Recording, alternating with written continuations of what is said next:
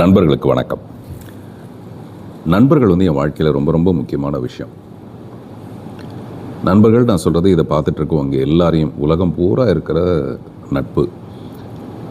நான் இது வரைக்கும் நிறைய சம்பாதிச்சிருக்கேன், நிறைய இழந்திருக்கேன். ஆனால் அந்த சம்பாதிச்ச நட்பை இழக்கிறது மட்டும் எனக்கு கொஞ்சம் வருத்தமான ஒரு விஷயம். எனக்கு ஒரு பேராசை, எந்த பதிவாக இருந்தாலும் என்னை பற்றின ஒரு விஷயம் பாசிட்டிவாக மட்டுமே வரணும். ஒரே ஒரு நெகட்டிவான கமெண்ட் வந்தால் கூட நான் ஆக்சுவலாக கொஞ்சம் செத்துடுறேன். அதான் உண்மை. இதுக்கெலாம் நீங்கள் அவ்வளோ பெரிய இம்பார்ட்டன்ஸ் கொடுக்கணுமா அப்படின்னு பார்த்தா அது என்னை அறியாமல் என்னை ஒடுக்கிடுது. 2 நாளைக்கு முன்னாடி கூட ஒரு நண்பர் ஒருத்தர் மிக கெட்ட வார்த்தைகளை எனக்கு ஒரு மெசேஜ் போட்டிருந்தார். அவருக்கு ரொம்ப நன்றிங்க, உங்களுடைய நம்பர் அனுப்புங்க, நான் உங்களோட பேசுகிறேன், உங்களுடைய கருத்து தவறுன்னு நான் சொல்கிறேன் அப்படின்னா அவர் அப்படியே, சார் என்னை மன்னிச்சிடுங்க சார், நான் இவ்வளோ கெட்ட வார்த்தையில் பேசி கூட நீங்கள் என்னை மிக நல்ல வார்த்தையில் சொல்லி என்னை கூப்பிட்றீங்க, இல்லாட்டி எனக்கு உங்கள் மேலே ஒரு பெரிய விருப்பம் சார், அது திடீர்னு நீங்கள் ஒரு பக்கமாக ஆகிடக்கூடாது, ஒரு இனத்தவர் ஆகிடக்கூடாதுங்கிற வருத்தத்தில் அதெல்லாம் வேறங்க. ஆனால் எக்ஸ்ப்ரெஸ் பண்ணுறதுக்கு வார்த்தைகள் இருக்கு இல்லையா?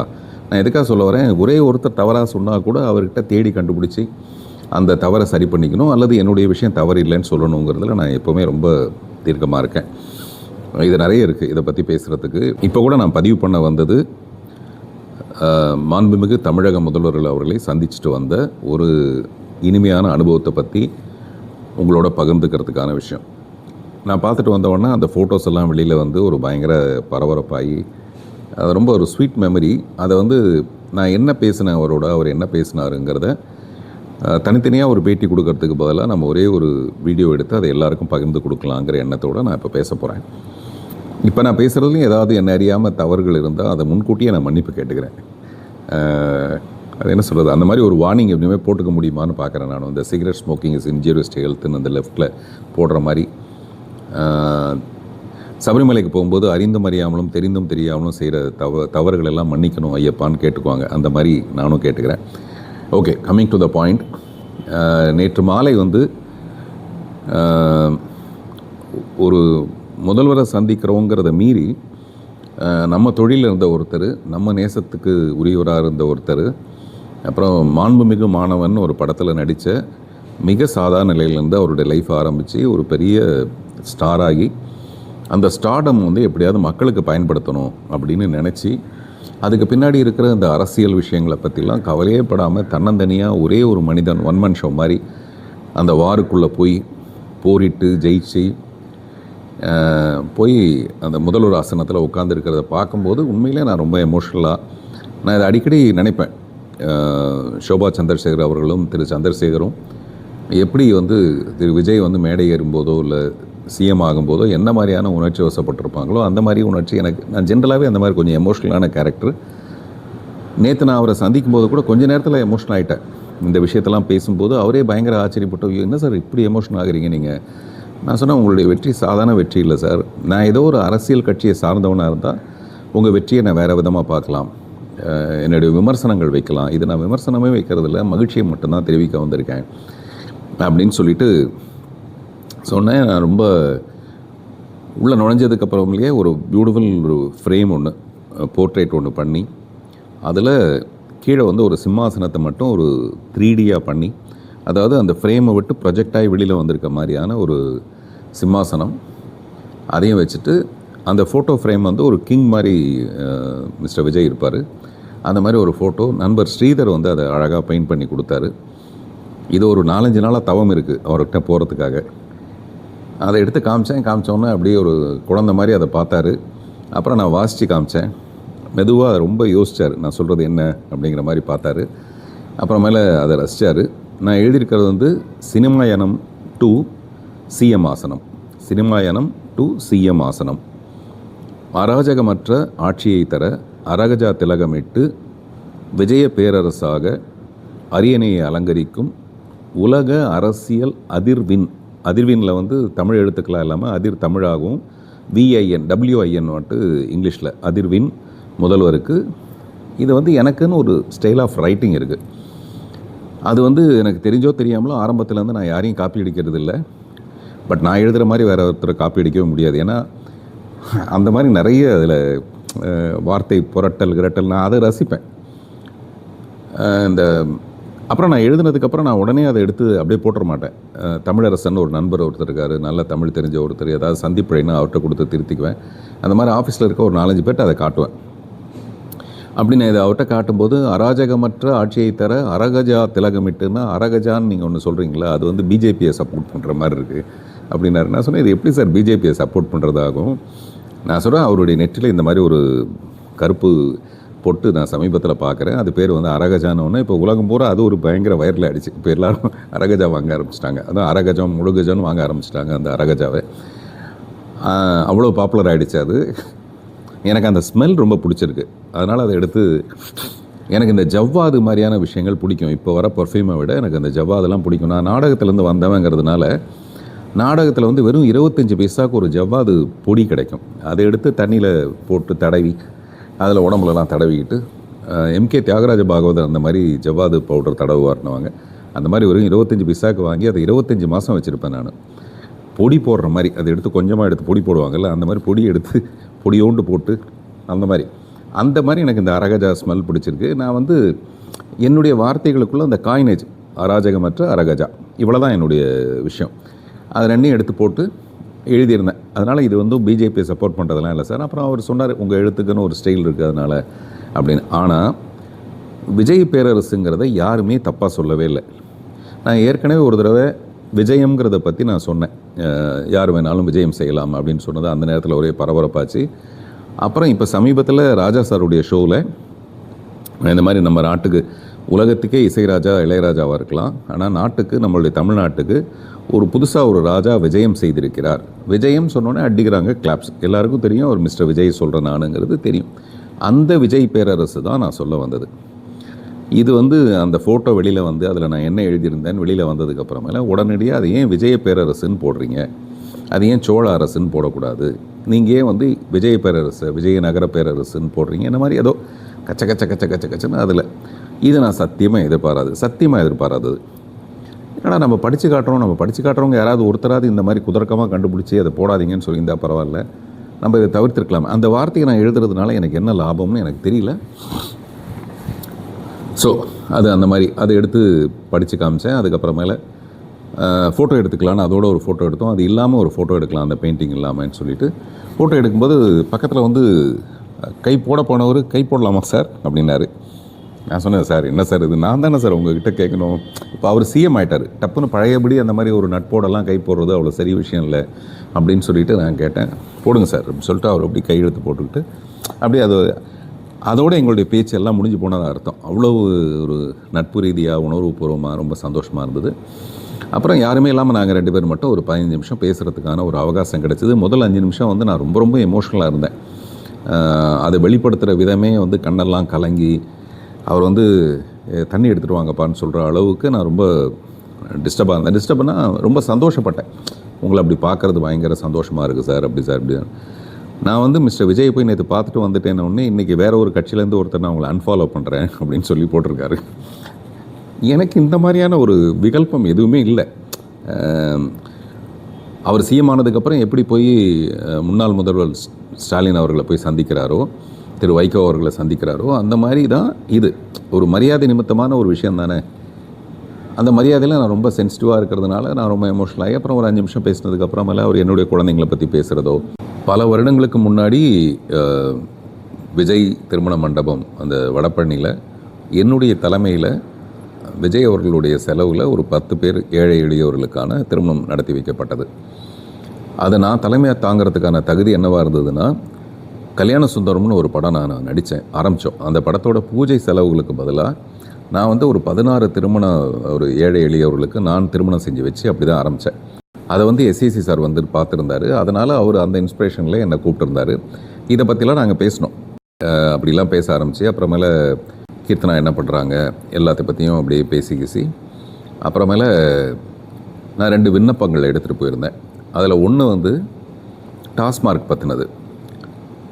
நான் ரொம்ப வருஷமாக கவனிச்சிட்ருக்க ஒரு விஷயம், மக்கள் திலகம் எம்ஜிஆர் காலத்தில் இருந்து இவங்கெல்லாம் வந்தால் டாஸ்மார்க்கை வந்து ஒழிச்சிடலாம் நிரந்தரமாக அப்படின்னு பல தடவை மக்கள் திலகம் எம்ஜிஆரை பற்றி நமக்கு ஒரு பெரிய நல்ல ஒரு அபிப்பிராயம் இருக்குது. அவர் ட்ரை பண்ணார், அவராலேயும் முழுமையாக முடியல. எந்த ஆட்சி வந்தாலும் முடியல. அப்படின்னா என்ன அர்த்தம்னா, இது வந்து தீர்க்கப்பட முடியாத ஒரு பிரச்சனையாக இருக்குது. அப்புறம் இந்த உழைக்கும் வர்க்கத்துக்கு காலையிலேருந்து சாயங்காலம் வரைக்கும் வேலை செஞ்சிட்ருக்கு, அதுக்குரிய கூலி ஒன்றும் மிக மகிழ்வாக இல்லாமல் ஒரு சராசரி வாழ்க்கை தரத்தை தாண்டின ஒரு வாழ்க்கை அவங்களுக்கு இல்லாததுனால சாயங்காலம் போகும்போது ஒரு வெறுமை வந்துடுது. அட போங்கடா, என்ன உழைச்சி என்ன பண்ண போகிறோம், மறுபடியும் நாங்கள் உழைச்சாதான் நாளைக்கு நாங்கள் சோறு திங்க முடியும், அப்போ எனக்கு இந்த உடம்பு வலிக்கு நான் என்ன பண்ணுறது அப்படின்னு ஒரு டெம்பரவரி சொல்யூஷனாக தான் இந்த சொல்யூஷன் இருக்குது. இந்த சொல்யூஷன்றது அந்த டாஸ்மார்க்கில் கிடைக்கிற அந்த மருந்து. அதை வந்து இந்த அளவோடு குடிக்கலாங்கிற ஒரு விஷயம் வந்து எந்த அளவோடு நிறுத்துறதுங்கிறதும் தெரிய மாட்டேங்குது. அது அந்த நேர பிரச்சனைக்கு வாழ்க்கையை பற்றின ஒரு வெறுமையும் அதிருப்தியும் அவங்களுக்கு ஏற்பட்டு போகிறதுனால இதுவே அவங்களுடைய வாழ்க்கையை வந்து கொஞ்ச காலத்துக்குள்ளே மேம்பட்டு போய் அவங்க இவ்வளோ உழைச்சா அதில் ஒரு வாழ்க்கை நல்லாயிருக்கும், நம்ம குழந்தைங்களோட வாழ்க்கை நல்லா இருக்குன்னா மேபி அவங்க யோசிப்பாங்களோ என்னமோ தெரியல. ஸோ இது வந்து அவங்கள அணுக வேண்டிய முறையே வேறையாக இருக்கணும். உலகம் பூரா வந்து மது விற்பனைக்கு இருக்குது. அப்போ நம்ம நாட்டில் மட்டும் எப்படி அது இல்லாமல் இருக்க முடியும்? அப்போ அதுக்கு ஏதோ ஒரு வழி பண்ணணும். இதை மூணுனா உடனே கள்ளச்சாராயம் ஒன்று பெருகிடும். இப்படிலாம் நிறைய விஷயம் இருக்குது. அப்புறமேல இதனால் அரசாங்கத்துக்கு வர வருமானம் பெரிய வருமானம் இப்படிலாம் இருக்கும்போது அப்போ இதுக்கு வேறு என்ன பண்ணலாம்? நமது முதல்வர் வந்து பதவி ஏற்றதுக்கு அப்புறமேல உடனடியாக அடுத்த நாள் 717 கடைகளை வந்து மூடி, அதுவும் பள்ளிக்கூடம் கோயில்களுக்கு பக்கத்தில் இருக்கிற கடைகளை வந்து அகற்ற சொன்னாங்கன்னு அதுக்கு ஒரு தாய்மார்கள் மத்தியில் ஒரு நல்ல அப்ரிசியேஷன் கிடச்சிது. பட் எனக்கு என்ன யோசனை வந்ததுன்னா, இதை நான் வந்து ஆண்டாள்னு ஒரு படம் ஒரு 2-3 வருஷத்துக்கு முன்னாடி ஆரம்பிக்கிறதா இருந்தேன். அந்த ஆண்டாள் படத்தில் அந்த மைய பிரச்சனையை வந்து இந்த டாஸ்மார்க்னால் ஏற்படுற விளைவுகளை பற்றி அந்த படம். அந்த படத்தோட எண்டில் நான் என்ன முடிவு பண்ணியிருப்பேன்னா, அந்த கதாநாயகி தான் இப்போ நம்ம பிளாஸ்ட் படத்தில் எப்படி அபிராமியோட ரோலோ அந்த மாதிரி வெரி மோஸ்ட் பவர்ஃபுல் ரோல் வந்து அந்த கதாநாயகி. அவங்க என்ன சொல்லுவாங்கன்னா, இந்த டாஸ்மார்க் வேண்டான்னு நான் சொல்லலை, மக்களை குடிக்க வேண்டான்னு சொல்லலை, பட் எங்கே இதை வச்சுக்கலாம் அப்படின்னா, ஊருக்கு ஒதுக்குப்புறமாக இருக்கிற இடுகாடோ சுடுகாடோ அந்த மின் தகனமோ அந்த மாதிரி இடத்துல வந்து ஒரு பெரிய ஏரியா இருக்குது. அந்த இடத்துல கொண்டு போய் இதை வச்சிட்டோம்னா மக்களுக்கு வந்து ஒரு சைக்கலாஜிக்கலான ஒரு பயம் வரும். அதை குடிக்க போகும்போதே என்னப்பா நம்ம கடைசியாக போகிற இடத்துக்கு முன்னாடியே வரமோ அப்படிங்கிற ஒரு சைக்கலாஜிக்கல் பயம். இதை வந்து நம்ம சிகரெட் விற்கும்போதும் அது மேலே போடுறோம், பாட்டில் விற்கும்போது கூட பாட்டிலில் போடுறோம், இதை வந்து உயிரை கொல்லும் அப்படின்றதெல்லாம் போடுறோம். அந்த மாதிரி ஒரு சின்ன ஒரு வார்னிங் மாதிரி இருக்கும் அது. அப்புறம் வருமானமும் கெடாது, ஊருக்குள்ளே இருக்கிற தகராறுகள் வந்து ஊருக்கு ஒதுக்குப்புறமாயிடும், அங்கே கொஞ்சம் இடமும் இருக்குது, ஏன் அங்கே வைக்கக்கூடாதா அப்படிங்கிறத பற்றி எனக்கு ஒரு யோசனை இருந்தது. அதை பற்றி நான் போய் சொன்னேன். இப்போ நான் போய் சந்திக்கிறது வந்து எனக்கு ஏதாவது அதில் ஒரு பதவி வேணும், இல்லை எனக்கு ஏதாவது ஒரு நல்லது நடக்கணும், எனக்கு ஏதாவது ஒரு லாபம் வேணும் அப்படின்ற மாதிரி எதுவுமே இல்லாமல் இப்படியான ஒரு பொதுமக்களுக்கு பயன்படுற மாதிரி ஒரு விஷயமா இருந்தால் நல்லா இருக்குமா அப்படின்னு சொல்லிட்டு அதை நான் சொன்னேன். அது வழக்கமாக நான் சொல்கிற காமெடி ஸ்டைலில் நான் சொன்னேன். இதை தவிர்க்கவும் இல்லாமல் தவிர்த்தால் அது மக்களுக்கு பயங்கர கோபம் வருது. எப்படி நீங்கள் டாஸ்மார்க்கை மூடலான்னு சொல்லிட்டு பயங்கர எதிர்வினைகள் நிறைய இருக்குது, அதனால் இப்படி ஒன்று பண்ணலாமா, இதனால் யாருக்குமே எந்த நஷ்டம் இல்லைல்ல அப்படின்னு நான் சொன்னேன். அதை வந்து அவர் சிரித்தார். அது உடனடியாக அக்செப்ட் பண்ணிக்க முடியாது, அது ஒன்றும் பிரமாதமான யோசனையும் இல்லை, அது ஒரு குட்டியாக ஒரு யோசனை. அப்புறம் என்னுடைய மகள் கீர்த்தனா வந்து ஒரு விண்ணப்பம். அவங்களுக்கு வந்து எல்லா உறவுகளை மீறி அவங்களுடைய செல்ல பிராணிகள் மேலே அவங்களுக்கு இருக்கிற அன்பு உயிர் அதெல்லாம் வந்து ரொம்ப அதிகம். இப்போ கூட சொன்னாங்க, ஒரு 2000 ஸ்கொயர் ஃபீட் உள்ள ஒரு வீட்டுக்குள்ளே ஒரு 5 கேமரா, அந்த 5 கேமராவும் அவங்க வந்து மணிரத்னத்திட்ட ஒர்க் பண்ணுறாங்க. அவங்க போயிட்டு வரத்துக்குள்ளே அது எல்லாத்தையும் கண்காணிக்கிற மாதிரி அவங்களுடைய பார்வையிலேயே வச்சுக்கிறதுக்காக ஒரு 6 பூனைக்குட்டி இருக்குது. அதை எப்படி பாதுகாக்கிறாங்கன்னா, அப்படி அதை தாயை கூட பாதுகாக்க முடியாது அந்த மாதிரி. அதனால் அவங்களுக்கு வந்து இந்த தெருவில் இருக்கிற வாயில்லா ஜீவன்கள், இந்த ஐந்தறிவு ஜீவன்களை பற்றின ஒரு அக்கறை. அதை வந்து இப்படி ஒரு நல்வழி அவங்களுக்கு ஏற்படுத்த முடியுமா அப்படிங்கிற பற்றி எனக்கு அதை பற்றி விவரமாக சொல்ல தெரியாது. நான் இந்த டாஸ்மார்க்கை பற்றி கடமுடான்னு பேசுகிற மாதிரி அதை பேச முடியாது. அதனால் அது ரெண்டையுமே அந்த கருத்தை மட்டும் அவர்கிட்ட எழுதி கொண்டு போய் கொடுத்துட்டு அந்த சந்திப்புக்கு நன்றி சொல்லிவிட்டு வெளில வந்தேன். வெளில வந்ததுக்கப்புறம் கூட நினைவு அப்படியே ரொம்ப ப்ளசண்ட்டான அவருடைய முகமும் அப்படியே நினைவிலே அப்படியே தங்கிட்டு இருக்கு. சந்தோஷம். இதுதான் நடந்தது. பட் இந்த சிம்ஃபனி ஷோவுக்கு போயிருக்கும்போது நிச்சயமாக நம்மளை மேடையெல்லாம் கூப்பிட மாட்டாங்க அப்படின்னு நான் ரொம்ப சந்தோஷமாக உட்காந்துருந்தேன். திடீர்னு என் பேர் வந்தது. வந்தவுடனே நான் அப்படியே இங்கேருந்து அந்த படிக்கட்டு ஏறுறதுக்குள்ளே நான் யோசிக்கிறேன், என்ன பேசுகிறது அப்படிங்கிற மாதிரி நான் யோசிக்கிறேன். அப்போ கொஞ்ச நேரத்துக்கு முன்னாடி ஒரு பெண்மணி வந்து என்கிட்ட வந்து ஃபோட்டோ எடுத்துகிட்டு அவங்க சொன்னாங்க, நான் ஆஸ்திரேலியாவிலேருந்து பெர்த்துலேருந்து வரேங்க அப்படின்னாங்க. உடனே நமக்குன்னு ஒரு புத்தி ஓடும்ல, நீங்களாவது பெர்த்துலேருந்து தானே இங்கே வரீங்க, பெர்த்துலேருந்து இங்கே அவரை ரசிக்கிறவங்க இருக்காங்க அப்படின்னு அந்த ஒரு பாயிண்ட் கிடச்சிது. இந்த ஒரு பாயிண்ட் பத்தாது இல்லை. இப்போ நம்ம போய் சிஎம் போய் பார்க்கும்போது இந்த மாதிரி ஏதோ ஒன்று வித்தியாசமாக கொண்டு வருவீங்க நான் எதிர்பார்த்தேன்றாரு. அப்போ அந்த எதிர்பார்ப்பை பூர்த்தி செய்கிறதுக்கு ஏதாவது ஒன்று பண்ணணும்ல அப்படின்னு படிக்கட்டு ஏறி போய் நான் பேசும்போது நான் என்ன பேசுகிறேன்னு எனக்கு தெரியாது. இந்த பர்த்தை பற்றி சொல்லி பர்த்துலேருந்தே நம்ம அவருக்கு ரசிகராக இருக்கோம் அப்படின்னு சொன்னோன்னா பயங்கர கைத்தட்டல் வந்தது. அந்த கைத்தட்டலேருந்து நம்ம இன்னும் 2 வார்த்தை பேசுகிறோம்.